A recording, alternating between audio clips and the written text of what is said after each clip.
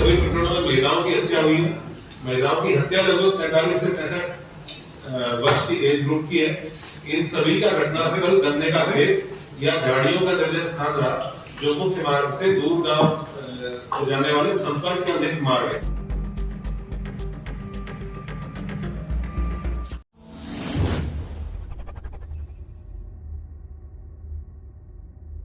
उत्तर प्रदेश के बरेली में सिलसिलेवार 6 महिलाओं की हत्या करने वाले साइको किलर को पुलिस ने गिरफ्तार कर लिया है। नवाबगंज के साइको किलर ने 6 महिलाओं की हत्या की बात स्वीकारी है। हैरान करने वाली जानकारी सामने आई कि आरोपी का सौतेली मां से विवाद चलता था। इसी के चलते वो सौतेली मां की उम्र की जिन भी महिलाओं को देखता, उसमें सौतेली मां का प्रतिबिंब उसे झलकता, जिसे देखते ही वो उग्र हो जाता। इसी आक्रोश में उसने 6 महिलाओं की हत्या कर दी। सभी घटनाओं में हत्या का तरीका समान था। महिलाओं की चुनरी या साड़ी से गला कसकर हत्या की गई। इसी के बाद हत्या का पैटर्न एक ही होने की बात सामने आई, जिसके बाद साइको किलर की कहानी को बल मिला था। घटना का राजफाश भी साइको किलर के रूप में ही हुआ है। सौतेली मां की क्रूरता और पत्नी के छोड़े जाने के चलते वो महिलाओं के प्रति उग्र हो गया था। अकेली महिला देख वो गुस्से पर काबू नहीं कर पाता था, उसे मौत के घाट उतार ही देता था। खास बात ये कि किसी भी घटना में उसने मुख्य मार्ग का इस्तेमाल नहीं किया। गांव की पगडंडियों से होकर खेतों खेतों घटनास्थल तक पहुंचता, महिलाओं से कुछ देर बात करता, उनसे संबंध बनाने का दबाव बनाता, विरोध करने पर उनको मार देता। जैसा कि आप सभी अवगत हैं कि वर्ष 2023 और इस वर्ष जुलाई 2024 में थाना शीशगढ़ और थाना शाही अंतर्गत कुल 6 महिलाओं की हत्याओं के केसेस दर्ज थे 302 आईपीसी के अंतर्गत, जिनका अनावरण नहीं हुआ था। हम लोगों ने इसके लिए, इनके अनावरण के लिए एक टीम गठित की थी और उस टीम को एक ऑपरेशन तलाश का टारगेट दिया गया था, जिसमें हम लोगों को पकड़ना था उस व्यक्ति को या उन व्यक्तियों को जिनके द्वारा ये घटनाएं कारित की गई हैं। हम लोगों ने आज इन घटनाओं का अनावरण करते हुए अभियुक्त को गिरफ्तार किया है। इन सभी घटनाओं में एक ही अभियुक्त शामिल था, जिसका नाम है कुलदीप पुत्र बाबूराम। कुलदीप पुत्र बाबूराम गांव बाकरगंज, थाना नवाबगंज, जनपद बरेली का ये रहने वाला है। इसकी उम्र लगभग 35 वर्ष है। इससे कल शाम को 6 बजे इसको गिरफ्तार किया गया है पुलिस के द्वारा। तब से लेकर अब तक इससे पूछताछ की गई है। पूछताछ में तथ्य प्रकाश में आए हैं कि इसके द्वारा ये 6 की 6 घटनाएं कारित की गई। इन 6 घटना स्थलों पे ये पुलिस को लेके गया है। इसके द्वारा एग्जैक्ट घटनास्थल दिखाया गया है कि किस जगह पे इसने घटना कारित की। घटना कारित करने का तरीका भी इसके द्वारा बताया गया है। उन सब की हम लोगों ने वीडियोग्राफी की है, जो कि एविडेंस के रूप में विवेचना के दौरान इस्तेमाल किया जाएगा। इसका जो पारिवारिक बैकग्राउंड है वो ये पता चला है कि इसके पिताजी की 2 शादियां हुई थी और जो इसकी सगी माँ थी उनके साथ इसके पिताजी के द्वारा मारपीट की जाती थी। कुछ समय ऐसा था जब इसकी सगी माँ और सौतेली माँ दोनों उसी घर में रहती थी। उस दौरान इसके पिताजी के द्वारा इसकी माँ के साथ मारपीट की गई, कई बार मारपीट की गई, जिसके लिए अपनी सौतेली माँ को दोषी मानता था। उसके बाद वर्ष 2014 में इसकी शादी हुई। इसका जो हिंसक नेचर था वो अपनी पत्नी के साथ भी जारी रहा और कई बार ऐसा हुआ कि ये हिंसक हुआ और इसने अपनी पत्नी के गले को भी दबाने का प्रयास किया। ये उनसे बातचीत में ये बात तस्दीक हुई है, जिसके फलस्वरूप इसकी पत्नी इसको कुछ साल बाद छोड़ के चली गई और उसके बाद महिलाओं के प्रति इसके दिमाग में द्वेष और कुंठा और अधिक बढ़ गई। जो पिछले 1-1.25 साल में इसके द्वारा घटनाएं की गई हैं, उसके बारे में इसके ये लगभग एक ही एरिया है जिसमें घटनाएं कारित हुई, 6 की 6 घटनाएं। वहीं पे 3 गांव हैं। उन 3 गांवों में इसकी 2 गांव में इसकी बहनें हैं और एक गांव में इसके एक रिश्तेदार हैं।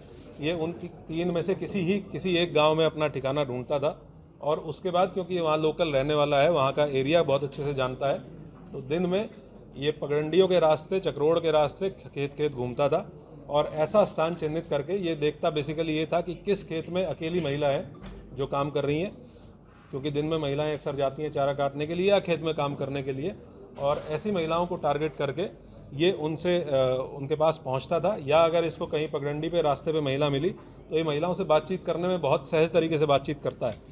इसकी कुछ वीडियोस भी हमारे पास हैं जिसमें अनजान महिलाओं से पुलिया पे बैठ के बातचीत कर रहा है। तो ये बहुत सहज तरीके से बातचीत करता था और उनको सुनसान जगह पे ले जाके, जो थोड़ा 10-20 मीटर दूर खेत में ले जाके उनसे सेक्सुअल फेवर्स के लिए अप्रोच करता था।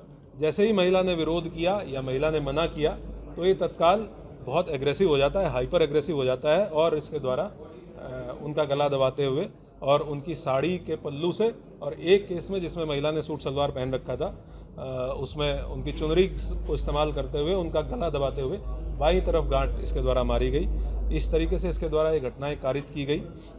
हम लोगों ने बहुत जी कुल कितने घटनाएं इसने कबूल की हैं? कुल 6 घटनाएं अभी हैं जिन घटनास्थलों पे, क्योंकि हमारे पास हमें इसको मजिस्ट्रेट के सामने भी पेश करना था। कुल 6 घटनाएं हैं जिसके बारे में हम इसको घटनास्थल पे ले जाके हमने तस्दीक कर लिया है कि ये घटना इसने कहाँ पे की, किस तरीके से की, कब की। एक और चीज़ सामने आई है कि ये हर घटनास्थल से एक ट्रॉफी के रूप में, जो कि इस तरह के अपराधियों का एक की फीचर देखा गया है, कुछ ना कुछ लेके जाता था। और उसमें ये 2 केसेस में जो हसिया महिला के पास थी, महिला ने जब विरोध किया तो उसी हसिया को ये लेके गया, वो दोनों बरामद कर ली गई हैं। एक केस में ये एक ब्लाउज़ का टुकड़ा और लिपस्टिक और बिंदी ये लेके गया, वो भी इसने जहाँ पे उसको ये रखता था वो बरामद कर लिया गया है। एक आधार कार्ड भी बरामद किया गया है। अभी हम लोग इससे और विस्तृत पूछताछ करेंगे। 3 और घटनाएं हैं जो सिमिलर मॉडस ऑपरेंडी के साथ हुई हैं, जिसमें पूर्व में जो वर्कआउट हो चुकी हैं, जिनमें कुछ लोग जेल गए थे, उसके बारे में इसको रिमांड पे लेके, पीसीआर पुलिस कस्टडी रिमांड पे लेके, क्योंकि जिस तरह का इसका मॉडस ऑपरेंडी है, हम लोगों को बहुत विस्तृत रूप से इससे पूछताछ करने की आवश्यकता है। तो हम पीसीआर पे रिक्वेस्ट करके और तब इससे और डीपली पूछताछ की जाएगी और घटनास्थलों पे भी इसको लेके जाएंगे।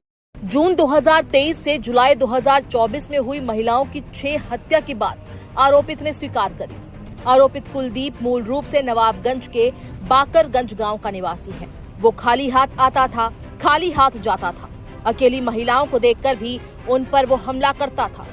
सुनिश्चित कर लेता था कि पीछे कोई नहीं है।